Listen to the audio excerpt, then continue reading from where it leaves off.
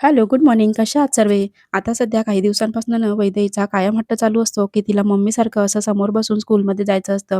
मी तुम्हाला ना खूप दिवसांपासून हे दाखवायचा प्रयत्न करत होती, पण ते काही जमलं नाही. पण आज वेळ काढून इथे थांबली आणि तुम्हाला हे दाखवावं म्हटलं.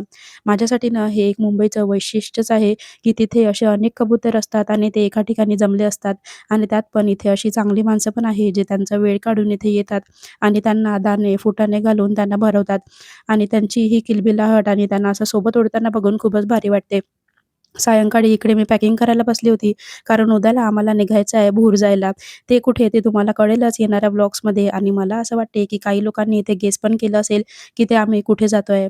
आता खूप साऱ्या सुट्ट्या आहे यांना आणि वैदेहीला पण, म्हणून म्हटलं मग जाऊया ओ. आता थंडी आहे म्हणून मग थंडीचे पण लागणारे भरपूर सारे कपडे झाले होते घ्यायला. पटापट माझी इकडे पॅकिंग पूर्ण केली आणि त्यानंतर इव्हनिंगला मी गेली होती मार्केटला माझ्यासाठी काही शॉपिंग करायला. तिकडे पटापट माझी इकडे शॉपिंग पूर्ण केली आणि आता ना मकर संक्रांत आली आहे त्यासाठी ना खूप साऱ्या वेगवेगळ्या गोष्टी आल्या होत्या मार्केटला आणि इथे तर खूपच सुंदर-सुंदर असे नेकलेस आणि चोकर सेट आलेले होते.